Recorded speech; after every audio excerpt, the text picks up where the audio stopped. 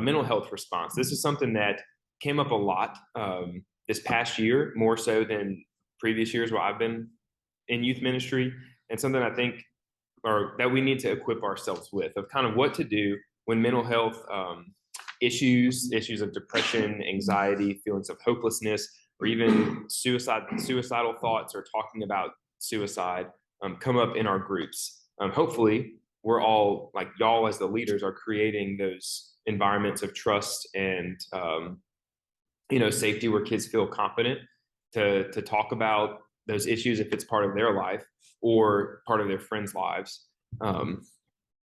And so it is something that could be a reality. And that did happen a few times this year, and it kind of overwhelmed some of our leaders. And so my hope is that that some of these tools will give us a little bit, at least just a starting place. If we can start looking at that document, the mental health responses, we'll just walk through this real quick. As workers with youth, just the way school teachers are, and I kind of consider our settings, we mirror school in a lot of situations. So we are mandatory reporters when threats of harm to self or others is concerned. That's something y'all should immediately report to me. And we'll send that up the chain. And then this document hopefully outlines how and who we involve along the way. So you should never promise to keep threats to self or others confidential. There's some things they'll be like, don't tell my parents this. And sometimes you can say like, okay. I've had to tell kids also like, well, if they ask me, like, I'm not going to lie to them. That's okay to say too. But the limits of our pastoral confidentiality stop when it's a threat to them or to others. Talking about suicide does not always mean that it's an immediate, like imminent incident that's going to occur. In fact, sometimes they need to talk about it and let like they might. I've had kids that are scared and they're like, "Well, I'm thinking about this. Does this mean I'm suicidal?" And sometimes the answer is no. But all suspicions of it should be taken seriously. And so later in here we have some assessments on maybe how you can gauge and how I can gauge with you. How severe this situation is. So do you have any thoughts on that? I'm just curious, how many of you right now feel comfortable in talking to a student about their suicidal discussions or word choices? The trained professional, okay. Okay. And for those of you, aside from Beth, because she's cheating, but what's the biggest barrier to your concern or to helping you feel more comfortable about talking and having those conversations? I think it's saying the wrong thing. Okay, so fear is about saying the wrong thing. Right. Yeah, that's a great example. Yep. Other thoughts?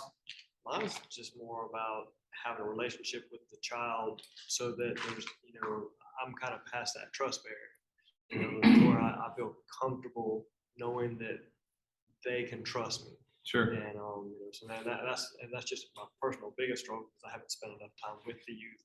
Because I used to know most all of them by name, and now whenever I come in periodically, like I don't know them very well, and they don't know me, so I'm not getting those conversations. But, yeah, I think something I was taught in grad school a long time ago was as long as we don't let them leave with them having thoughts about suicide, everything else is fixable. So I think that kind of will eliminate some of the concern about saying the right words and am I gonna, the parents can be upset with me. At the end of the day, if we can't let them leave without getting Kale involved or other people, so that to me is the key to help you hopefully get through the initial discomfort of having those conversations with the youth.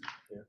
And and that's a good point, Chris. And depending on what level we're interacting with the students, like on youth night, we don't really have our tribe time component anymore. So there's not really a lot of talking. It's more like playing and upbeat and fun. And then we worship. And, so these might not come up in there, but maybe like over a long-term relationship. And sometimes for me, that's been over the course of many years that a kid would then feel comfortable to talk about that part of their life. And so, there's no shame in not having it, but I just want y'all to be equipped for the instance that it does come up. And you're not the puzzle piece that's Correct. Solving it. Y'all think of yourselves more as you're a bridge and a link. And that's really what we can do, because a lot of some of the conversations that came up this past year with some of our leaders and their students, it was over our leaders' head. And they were like, this is not what I saw. Like, I just want to read the Bible with kids. And And so then our job becomes not to fix it, but to say, whoa, I'm not equipped for this. Like, I love you and I want to help you. So let me get you to a place where they can, like, to the next step.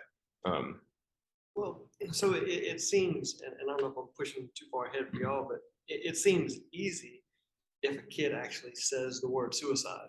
I mean, bells go ringing and everything like that, you instantly know that's serious, and you want to, like, instinctually, you want to help. Sure. But what about the kid that dances around the word and never says it, but says everything else?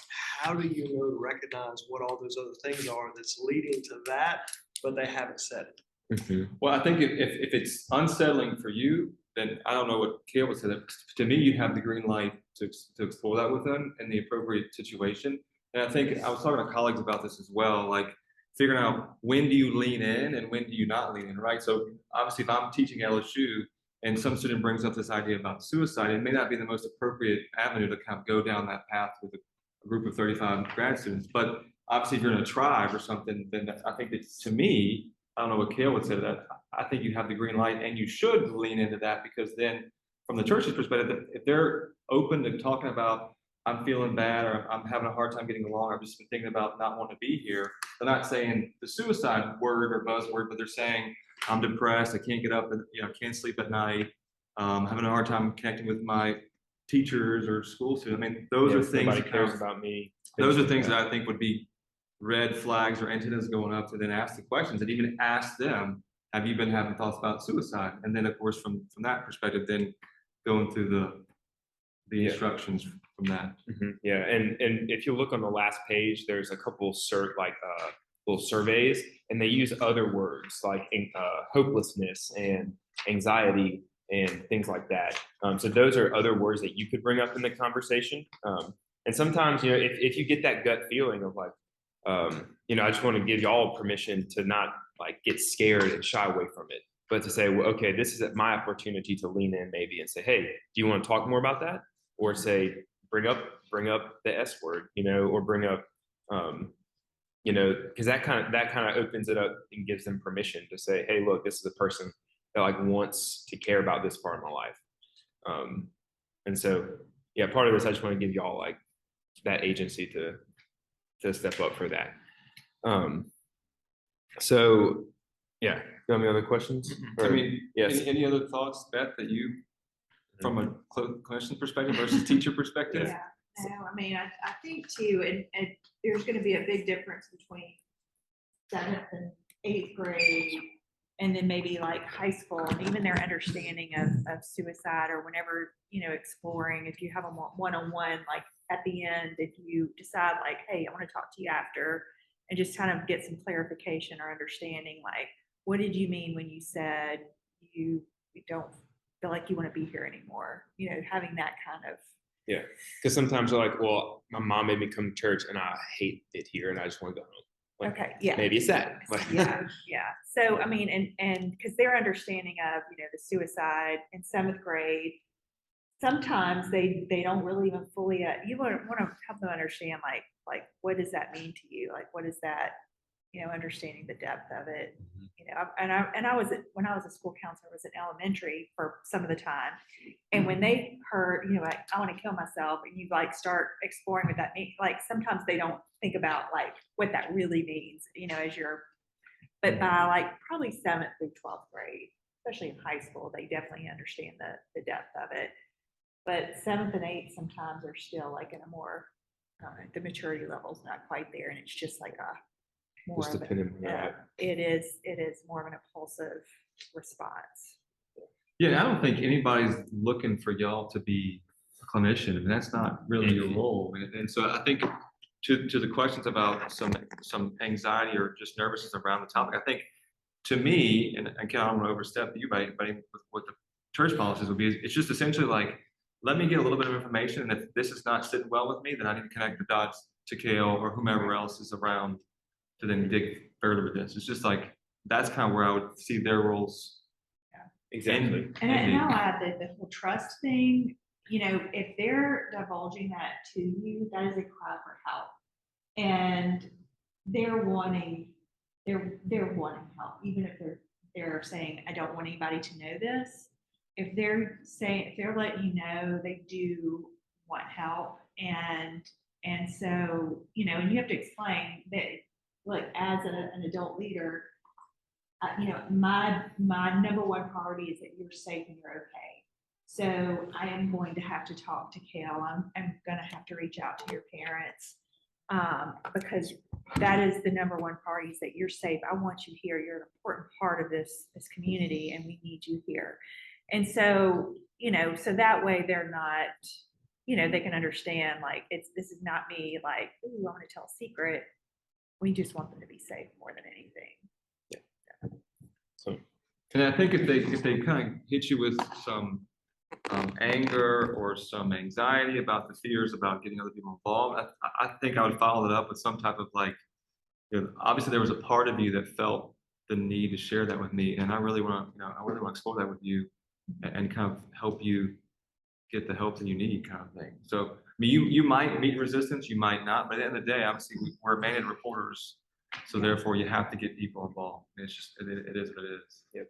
Well, let's look at our little plan first, and maybe that might answer some other questions that y'all have. And again, this is not official policy. This is just preliminary guidelines as we explore how best to do this as a church. But what I'd like to see from y'all is first, like, affirm the student for having the courage to be honest. You know, that's if they share anything, like even feelings of depression or anxiety, like this doesn't reach all the way down to suicide. This is all aspects of mental health. Just, you know, affirm them and give them courage that, like, that's a big step. And now I'm with you in this, and we're going to do this together. Guidelines that we'd like to adopt are to inform myself or the director of youth ministry of the conversation, and we'll involve the parents if they're not already involved, and then document the conversation, document the concerning thoughts and comments that were made, and I'll keep those in a confidential file for the kid.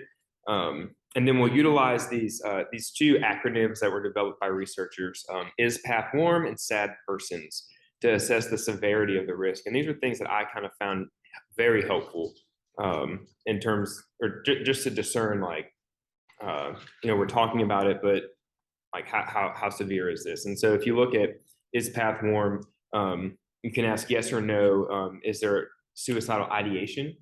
Is there substance abuse involved? Are there feelings of purposelessness, anxiety, feeling trapped, feeling hopeless, with withdrawal from, you know, activities or people or relationships, anger, recklessness and reckless behavior, or like sudden mood changes, which I guess would mean, you know, if he wasn't always like this. This is not consistent with who he is. And so there's some notes, you know, additional or express ideation would be talking about or threatening to harm themselves and looking for a means, and talking about or writing about, like, death and dying. And, you know, one thing I've always kind of used is there a plan? And that's, I think, what a lot of researchers use is, like, have they just thought about it, or they're like, oh no, this would be like, you know. Well, another part to jump in and add, just from experience and seeing this in my office, is some students might be saying this based more out of anger, and you would talk more about them and say, are you just upset with the situation that you're in, or you actually do want to die? And that kind of helps you tease out too whether or not it's just them just being upset and they're having a hard time utilizing the right, you know, expressing the right emotional word. Yeah. And then the other acronym would be the SAD Persons, and you know, based on their sex, males are at a higher risk age if they're less than 20, which would be all of our students. Depression, if they have a history of depression, previous attempts, if there's drug use involved, psychosis or rational thinking loss, if they feel like they have no community support. And sometimes there's a feeling of not being supported, even if those support structures are there. And so I feel like it's more of their perception. And then if there's an actual plan and intent, and if they have some family stressors, and then sickness or school problems. And so then that kind of score has helped me to understand like the severity of the conversations that might happen. When it comes to suicide ideation, this isn't really for like depression and stuff, but and then I've included in there some resources. The Baton Rouge Crisis Intervention Center has a hotline. They were actually the first suicide hotline in the country. It was the Baton Rouge one. Started in like the 80s, and then some other resources that have popped up recently. And now like 988 is the national hotline, quick call number. Yeah.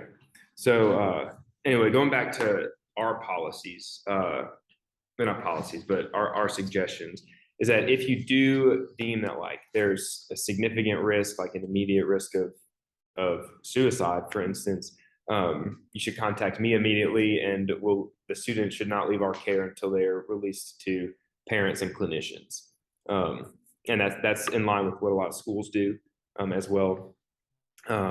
If through those assessments, for instance, you think there's no immediate risk, we'll still tell me, we'll still inform the parents, and kind of have start a follow-up plan of just investing a little more extra in that student.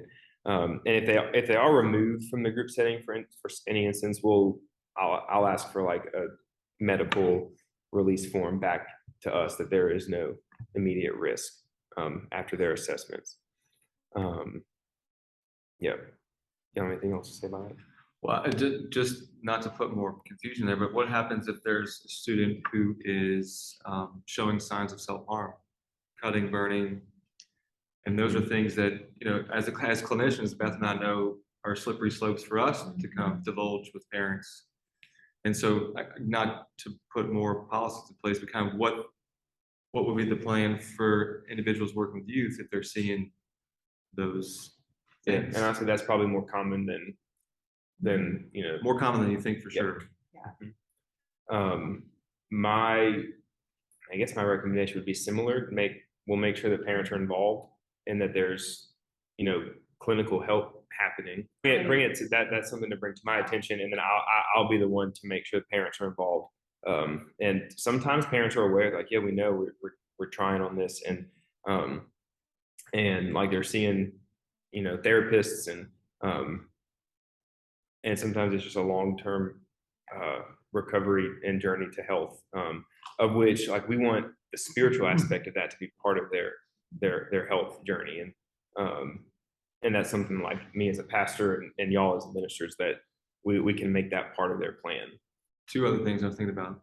So like, what about if they disclose to the workers about their drug use, their weed, vape use, or I would imagine, because I was in a covenant group here at church, and of course, as y'all, those who do tribe, like you can get really close with each other, and it's a powerful experience, and it was great for me. I'm just wondering like what the roles would be for them if they do talk about how they're smoking weed or they're using vapes, or maybe they're questioning their sexuality and they're talking about their pronoun usage and whatnot. I'm just, again, weaving that into the conversation. These things will come up. Yeah. I wasn't prepared for that. Gosh. Yeah. I thought we were gonna dip down before we dip up in this train. Yeah. There's probably a higher percentage risk for us to bury a child in this church from drug use and overdose than suicide, I would think, just with all the pills and stuff. And I'm learning all this just talking with guys at work who have kids and everything like that. I did not realize that the prescription pills that these kids are taking, whereas like we go to the pharmacy, to get a prescription, but they 9 times out of 10, if they're not getting it and they want it, they're buying it from a friend. Correct. And then it's not coming out of a bottle from a pharmacy. And then they got people who are making this stuff in bathtubs, and then putting it all together, and then it's got fentanyl in it and everything like that. So it's super scary. So it goes right into what you're saying. I do have a thought on that. This is something to think about. Yeah. Okay, especially for, I would say, 8th grade and up with tribes. I don't know as much Sunday school, if that would be something that would be disclosed, but I could see tribes being something, a time where somebody may share that. But up front, the tribe leaders, you know, in the whole confidentiality spiel, whatever you know, talk about in the beginning, like if you know, disclose this in this group, you know, there are certain things that we talk about that I need to know and make sure that y'all are safe. And maybe instinctively, if I feel like there's something you share that is harming you or could potentially harm you, if I found out you were drinking and driving, if I found out, you know, and if you can give some examples and just let them know up front that that is something that we would have to get another adult involved, that it just can't be, you know, on you. You know, that's just a thought. Yeah. For that being that in that whole confidentiality, you know, this is what part of our tribe group, but if those, I don't know. So just letting them know what the rules are. Ahead of and then time. It's safe for y'all to come to us. Yeah, well, you can come to us, but if you know, there are certain things that if I instinctively feel like this is more that I can handle as, you know, that I feel like you may need another adult involved, like a parent or Kale, you know, well, Kale would always be in that as the leader, youth leader. But yeah.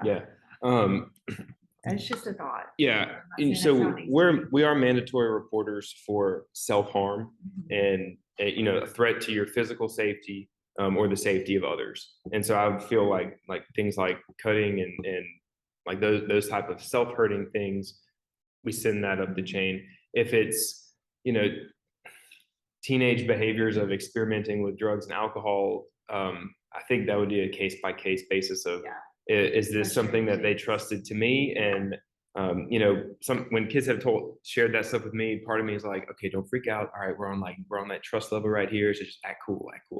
Like don't act like a parent. Don't do that kind of thing. Because they're coming to you, and kids need, you know, it's the parent's job to be like, what are you doing? And you get to be that other adult that, you know, I think if they trust you enough to start sharing that, then maybe there's more there. And over time, you can speak wisdom into their life rather than, you know, cutting their behavior off from the start.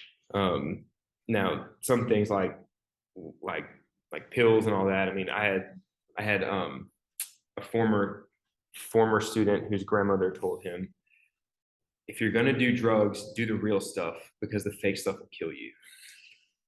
As his grandmother said. Which, I mean, she's not wrong. Like, she's not wrong, but it's scary. And, you know, I don't know where the line would be of at what point is this is this a threat, or at what point are they just like, you know, being dumb teenagers? Right. And we don't operate our tribes and Sunday school groups as like covenant groups, but at some point there is like a behavioral expectation that like, you're a child of God. And that's when I talk with kids about that, that's what I say, like, which kid are you going to be? Because you're walking a line right now, and one is going to lead you to life and one is not. And like, are you going to act like that child of God that you are? Or are you going to mess with other stuff and live in the dark? So that's kind of what I put them up to when those things come up. But yeah, like if that door opens, like I don't want to close that door immediately unless there's, you know, it's a safety issue. But that's, yeah, I would say same thing about being mandatory reporters, is that if it's harmful or dangerous, then, you know, and if you're confused about that, I mean, you can share with me. I am their pastor, so we can talk about that. Yeah. So yeah, they're coming on behalf of a friend. So there's a couple of things. There is an app. I don't know if it's in your document, but it's called A Friend Asks. I did not put that in there, but I can. There we go. Now it's in.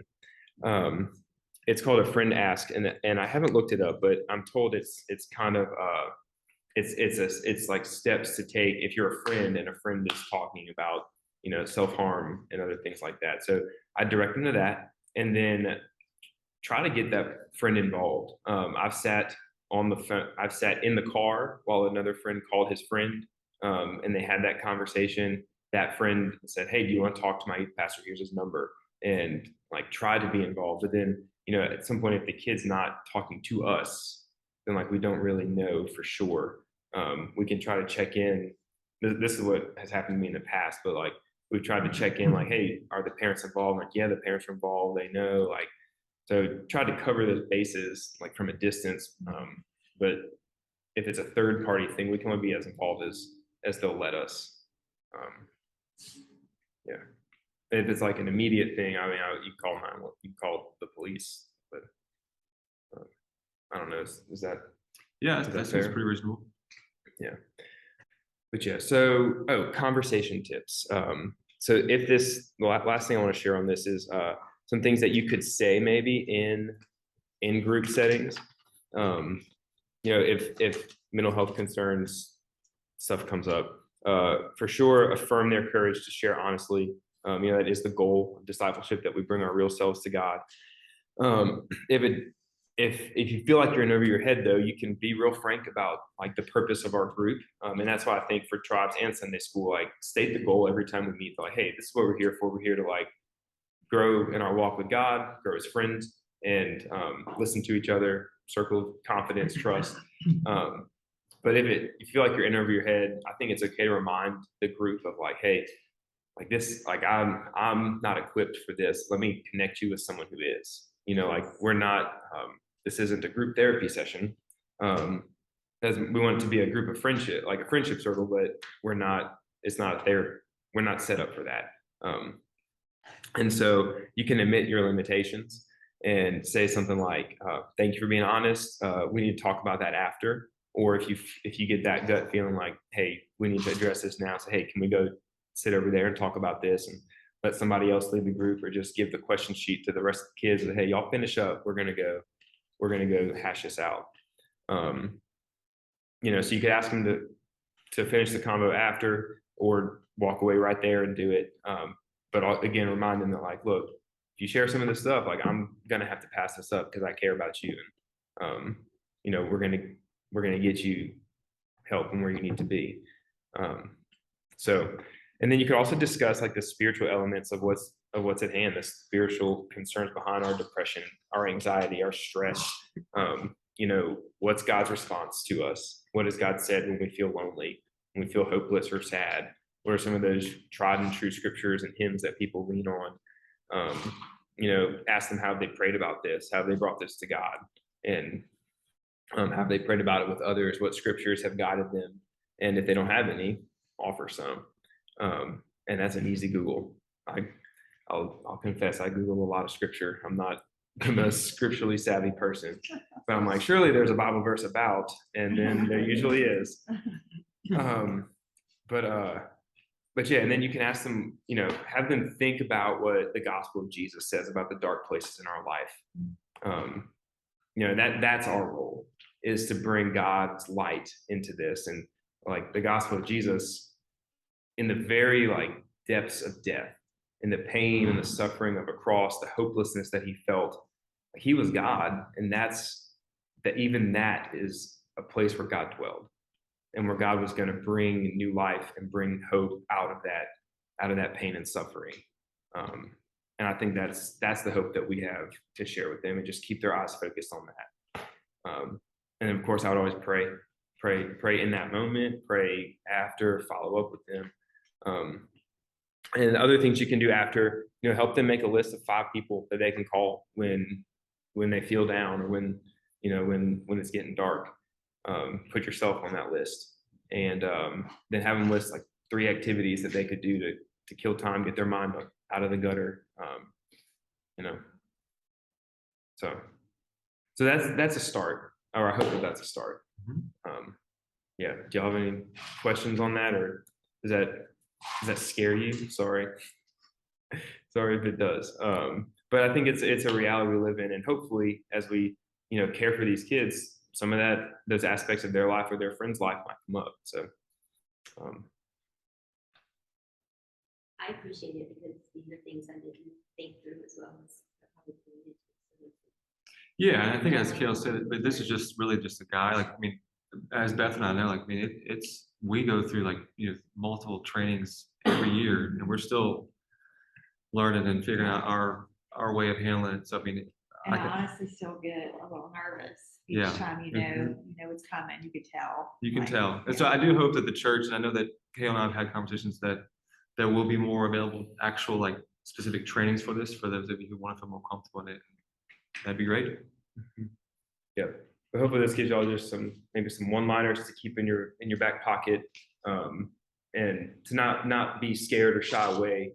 But maybe this is this is my opportunity to lean in, and I get to be a guide for this person who needs it in this moment. The same way that we do when they're worried about their family and their dogs and their grandparents who are sick, and their friendship problems, and those are the areas where you have that inclination where you want to lean in and be like, look, it's gonna get better, okay? We do the same thing there, and just don't, or have the courage to talk about it, and give them permission to talk with you too, and it's a blessing, right? So, all right, well, thank you, Logan. My pleasure.